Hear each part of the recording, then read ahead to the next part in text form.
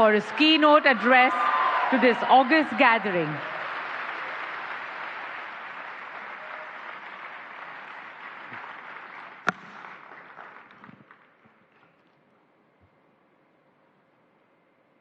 IOC के president mister Thomas Bach, IOC के सम्मानित सदस्य, सभी इंटरनेशनल स्पोर्ट्स फेडरेशंस,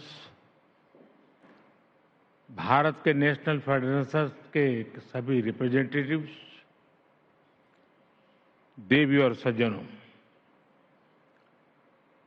140 करोड़ भारतीयों की तरफ से आप सभी का इस विशेष आयोजन में मैं स्वागत करता हूं, अभिनंदन करता हूं। इंटरनेशनल ओलंपिक एसोसिएशन का ये 141वां सेशन भारत में होना बहुत ही खास है। 40 साल बाद भारत में आईओसी का सेशन होना हमारे लिए बहुत गौरव की बात है। फ्रेंड्स, अब से कुछ मिनट पहले ही भारत ने अहमदाबाद में दुनिया के सबसे बड़े स्टेडियम में बहुत ही शानदार जीत दर्ज की है। मैं टीम भारत को, सभी भारतवासियों को इस ऐतिहासिक जीत की बधाई देता हूं।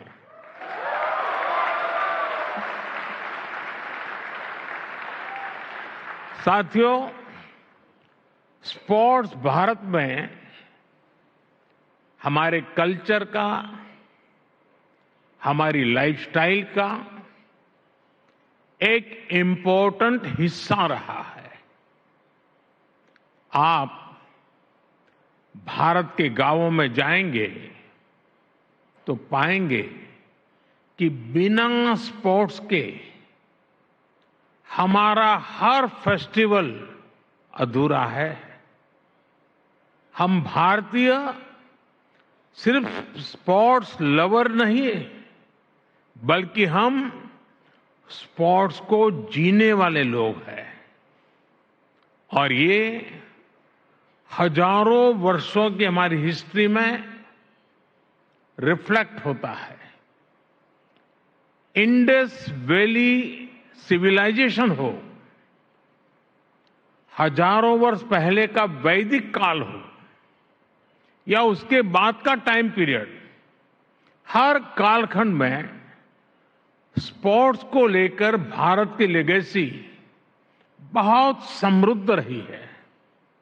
हमारे यहां हजारों साल पहले लिखे ग्रंथों में 64 विधाओं में पारंगत होने की बात कही जाती है।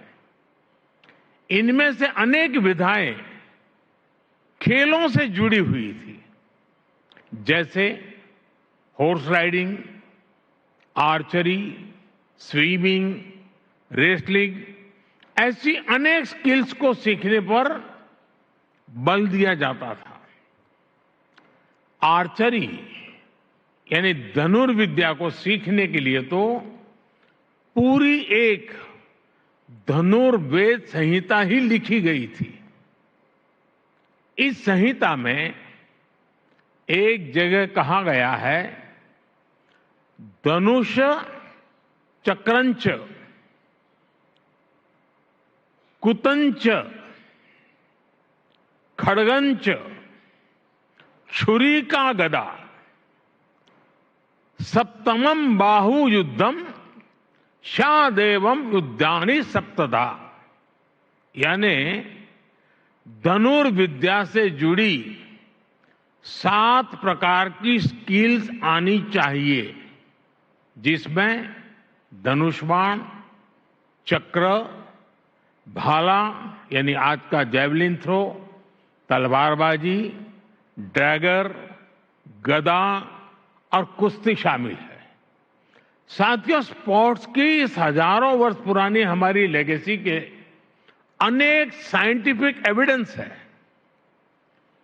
जहां मुंबई में अभी हम हैं, वहां से करीब 900 किलोमीटर दूर कच्छ में यूनेस्को की वर्ल्ड हेरिटेज साइट है धौलावीरा।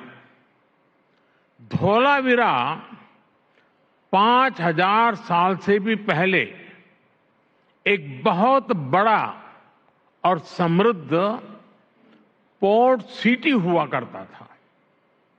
इस प्राचीन शहर में अर्बन प्लानिंग के साथ साथ स्पोर्ट्स इंफ्रास्ट्रक्चर का भी एक शानदार मॉडल मिला है। खुदाई के दौरान यहां 2 स्टेडियम सामने आए हैं। इनमें से एक तो दुनिया का सबसे पुराना और उस समय का दुनिया का सबसे बड़ा स्टेडियम है। 5000 साल पुराने भारत के स्टेडियम में एक साथ 10,000 लोगों के बैठने की कैपेसिटी थी।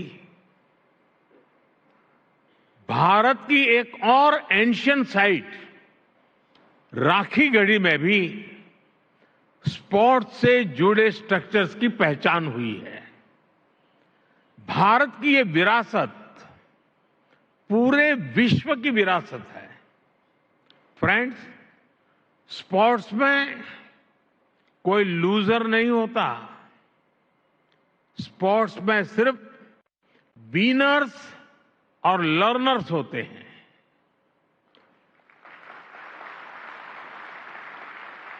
स्पोर्ट्स की लैंग्वेज यूनिवर्सल है, स्पिरिट यूनिवर्सल है। स्पोर्ट्स सिर्फ कंपटीशन नहीं है, स्पोर्ट्स ह्यूमैनिटी को अपने विस्तार का अवसर देता है। रिकॉर्ड्स कोई भी तोड़े, पूरी दुनिया उसका स्वागत करती है। स्पोर्ट्स हमारे वसुधैव कुटुंबकम यानी one earth, one family, one future के भाव को भी सशक्त करता है। इसलिए हमारी सरकार हर स्तर पर खेल को बढ़ावा देने के लिए पूरी प्रतिबद्धता से काम कर रही है। खेलो India university games, Khelo India youth games, Khelo India winter games, member of parliament sports competition और जल्द आयोजित होने वाले खेलो इंडिया पैरा गेम्स इसके उदाहरण हैं। हम भारत में खेलों के विकास के लिए इंक्लूसिविटी और डाइवर्सिटी पर भी लगातार फोकस कर रहे हैं।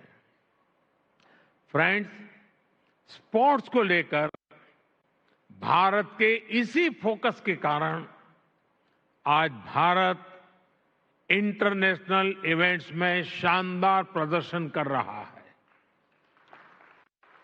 पिछले ओलंपिक्स में कई भारतीय एथलीट्स ने बेहतरीन प्रदर्शन किया। हाल में संपन्न हुए एशियन गेम्स में भारत ने हिस्टोरिकल परफॉर्मेंस दी है। उससे पहले हुए वर्ल्ड यूनिवर्सिटी गेम्स में भी हमारे यंग एथलीट ने नए रिकॉर्ड बनाए हैं। ये भारत में बदलते और तेजी से विकसित होते स्पोर्ट्स लैंडस्केप का संकेत है। साथियों, बीते वर्षों में भारत ने हर प्रकार के ग्लोबल स्पोर्ट्स टूर्नामेंट ऑर्गेनाइज करने के अपने सामर्थ्य को साबित किया है। हमने हाल ही में चेस ओलंपियाड का आयोजन किया, जिसमें विश्व के 186 देश शामिल हुए। हमने football under 17 women's world cup, men's hockey world cup, women's world boxing championship और शूटिंग वर्ल्ड कप की भी मेजबानी की। भारत हर वर्ष दुनिया की सबसे बड़ी क्रिकेट लीग में से एक का भी आयोजन करता है। इस समय भारत में क्रिकेट वर्ल्ड कप भी चल रहा है। उत्साह के इस माहौल में सभी लोग ये सुनकर भी खुश हैं कि आईओसी के एग्जीक्यूटिव बोर्ड ने क्रिकेट को ओलंपिक्स में शामिल करने की सिफारिश की है। हमें उम्मीद है इस बारे में जल्द ही हमें कोई पॉजिटिव न्यूज सुनने को मिलेगा। साथियों, ग्लोबल इवेंट्स का आयोजन हमारे लिए दुनिया भर के देशों के स्वागत का मौका होता है। तेजी से बढ़ती इकोनॉमी और अपने वेल डेवलप्ड इंफ्रास्ट्रक्चर के कारण बड़े ग्लोबल इवेंट्स के लिए भारत तैयार है। ये दुनिया ने भारत की G20 प्रेसिडेंसी के दौरान भी देखा है। देश भर के 60 से अधिक शहरों में हमने इवेंट्स ऑर्गेनाइज किए हैं। ये लॉजिस्टिक्स से लेकर हर प्रकार की हमारी ऑर्गेनाइजिंग कैपेसिटी का प्रमाण है। इसलिए आज मैं आप सबके सामने 140 करोड़ भारतवासियों की भावना जरूर रखना चाहूंगा। भारत अपनी धरती पर ओलंपिक्स के बहुत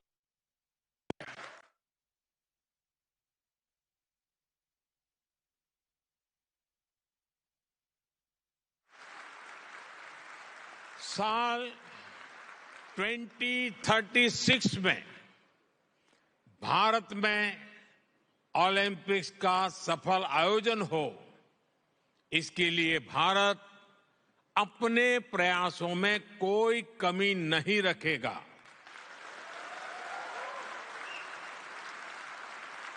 ये 140 करोड़ भारतीयों का बरसों पुराना सपना है, उनकी आकांक्षा है।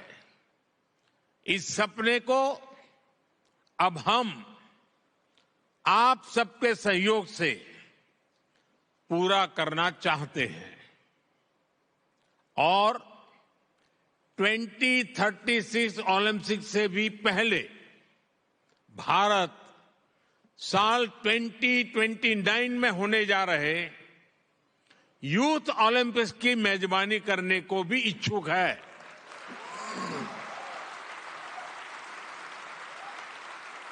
मुझे विश्वास है भारत को आईओसी का निरंतर सहयोग मिलता रहेगा। फ्रेंड, स्पोर्ट्स सिर्फ मेडल जीतने का नहीं, बल्कि दिलों को जीतने का माध्यम है। स्पोर्ट्स सबका है, सबके लिए है। स्पोर्ट्स सिर्फ चैंपियंस ही तैयार नहीं करता, बल्कि पीस, प्रोग्रेस और वेलनेस को भी प्रमोट करता है। इसलिए स्पोर्ट्स दुनिया को जोड़ने का एक और सशक्त माध्यम है। मैं ओलंपिक्स के मोटो को फिर आपके सामने दोहराऊंगा, faster, higher, stronger together. IOC के 141वें सेशन में आए सभी अतिथियों का, अध्यक्ष थॉमस बाक का और सभी डेलीगेट्स का मैं फिर से हृदय से धन्यवाद करता हूं। आने वाले कुछ घंटों में आपको अनेक महत्वपूर्ण फैसले लेने हैं। I now declare this session open.